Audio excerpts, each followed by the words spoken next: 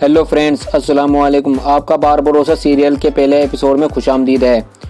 इस एपिसोड के शुरुआत में हम देखेंगे कि एक शख्स कागज़ पर नक्शा बना रहा होता है और साथ ही में एक बैकग्राउंड आवाज़ गूंज रही होती है। वो समुद्र जिसे तुर्क बहरे रोम कहते हैं, कहा जाता है बहरे रोम एक जाल था जिसने बादशाहों के ताज और सुल्तानों के तख्त निगल लिए। यहाँ तक कि यूनानी सुल्तान और कैसर रोम यहाँ गिरफ्तार हुए और कज़ाकों के गुलाम बने। यहाँ तक कि दुनिया के दूसरे किनारे से आने वाले घुड़सवारों को भी इस भयानक समुद्र का सामना करना पड़ा, लेकिन उन्होंने इस समुद्र को जाल नहीं बल्कि माकी को समझा।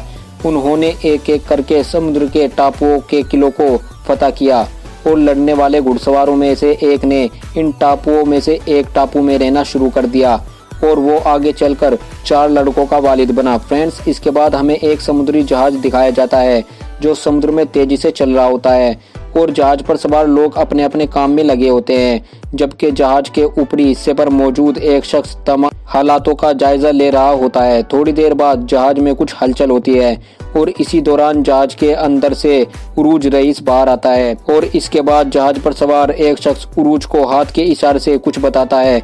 इसी दौरान जहाज में एक बार फिर हलचल होती है और जहाज फिर से ठीक हो जाता है। इसके बाद उरूज आगे बढ़कर हाथ से इशारा करता है और उरूज के साथ वाला शख्स तेज आवाज में कहता है, जहाज को उठाओ, और सब लोग अपने काम में लग जाते हैं। इसके बाद उरूज अपने साथियों से कहता है, जब से हम रवाना हुए हैं कप्तान तब से तकलीफ में हैं। जहाज की देखरेख करते हुए इसकी हिफाजत करना हमारी जिम्मेदारी है। इसी दौरान सभी लोग उरूज के पास इकट्ठा हो जाते हैं।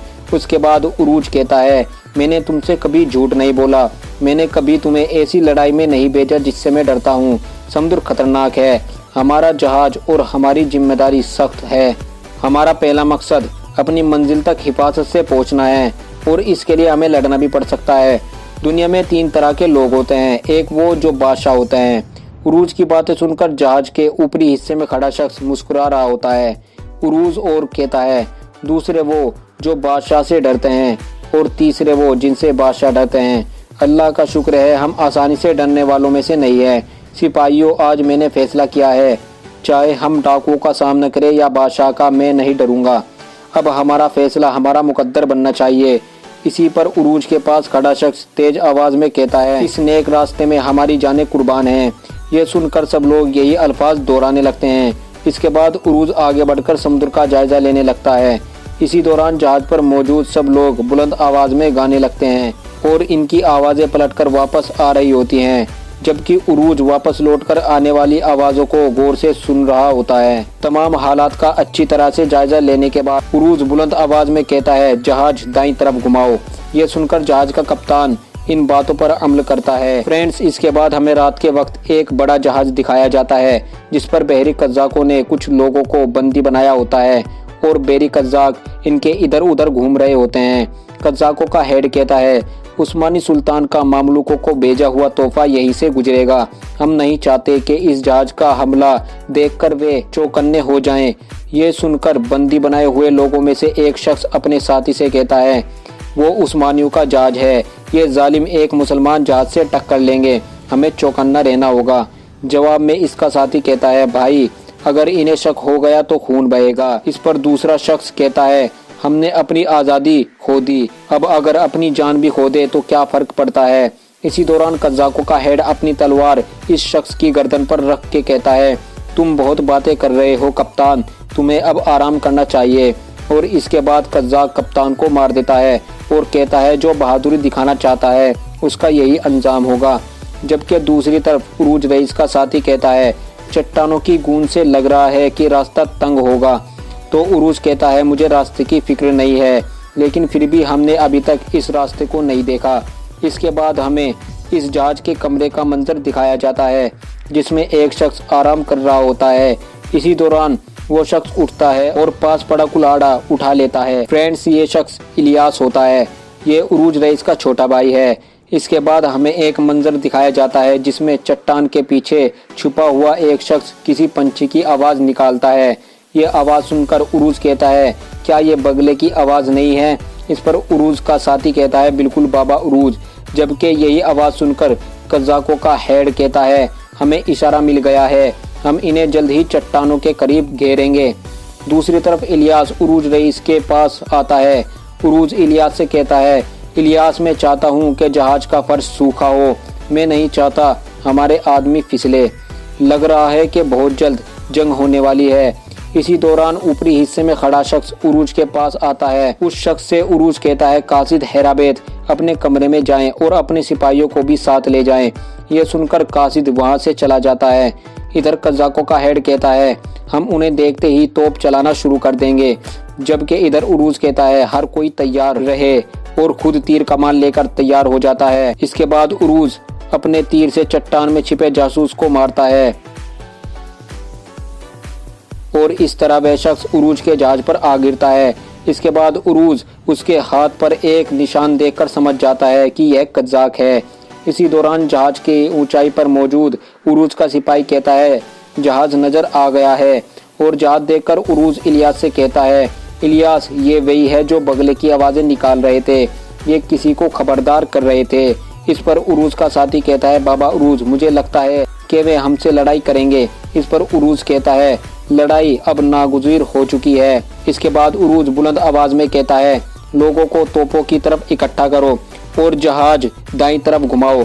ये सुनकर कप्तान बातों पर अमल करता है, जबकि सारे सिपाही तेजी से तोपों के पास इकट्ठा होना शुरू हो जाते हैं। इसी दौरान कज़ाकों का हेड कहता है, तोप चलाओ। कज़ाकों के जहाज से चलाया गया तोप का गोला उरूज रईस के जहाज को आ लगता है और उरूज बुलंद आवाज में कहता है, इंतजार करो, जबकि दुश्मन की गोलाबारी जारी रहती है और उरूज बार बार कहता रहता है, इंतजार करो। जब दोनों जहाज आमने सामने आ जाता है तो उरूज कहता है, बिस्मिल्लाह, अब चलाओ। फिर उरूज के जहाज से तोपें चलाई जाती हैं और कुछ ही वक्त में कज़ाकों का काफी नुकसान हो जाता है। इसके बाद उरूज कहता है, हथियार ले आओ, लड़ने का वक्त आ गया है। इसके बाद लड़ाई शुरू होती है।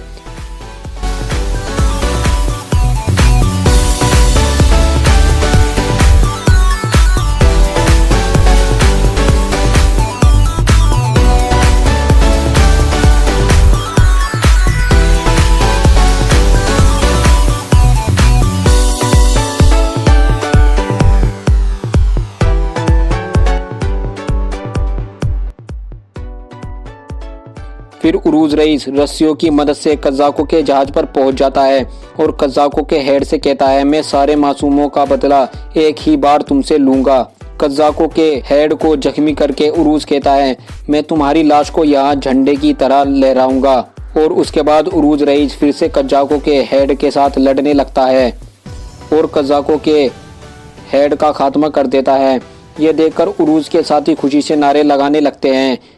इसके बाद मिडेली शहर दिखाया जाता है, जहां पर एक शख्स बंदरगाह पर खड़ा होता है। इसके साथ इसकी बीवी भी होती है। फ्रेंड्स, इस शख्स का नाम इशाक है। इसके तुरंत बाद एक जहाज नजर आता है। फिर हमें इस जहाज का मंजर दिखाया जाता है, जिसमें एक शख्स समंदर की ओर देख रहा होता है। फ्रेंड्स, इस शख्स का नाम खिज़र है। इसके बाद एक शख्स खिज़र के पीछे से उसके बैग पर हाथ लगाता है और खिज़र उसको अपनी कोहनी मारता है। तभी ऊपर से कुछ भारी बोरी उस शख्स के ऊपर गिर रही होती है और खिज़र ये देखते हुए उस शख्स को बचा लेता है। और फिर वो शख्स कहता है कि मैं आज इस बोझ तले दबकर रह जाता।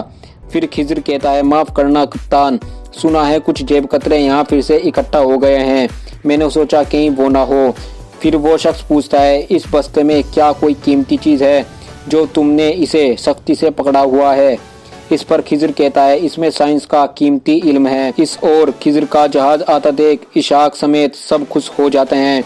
दूसरी तरफ काजिद उरूज के पास आता है और कहता है, मैं आपका शुक्रिया अदा करना चाहता हूँ, क्या आपने हमारी सल्तनत की इज्जत को बहरे रूम में बहने से बचा लिया? इस पर उरूज कहता है, मैंने आपकी हिफाजत के लिए पैसे लिए हैं और इसको हलाल करने के लिए मैं जान भी कुर्बान कर सकता हूँ। फिर उरूज कासिद से पूछता है, क्या आप दुकानदार से रोटी लेने के बाद उसका शुक्रिया अदा करते हैं? तो कासिद कहता है, जी हाँ, हम शुक्रिया अदा करते हैं। इस पर सब लोग हंसने लगते हैं और उरूज कहता है, तुम मुझे अच्छे लगे। और इधर खिज़र का जहाज बंदरगाह पर पहुंच जाता है और ये एपिसोड यही एंड हो जाता है।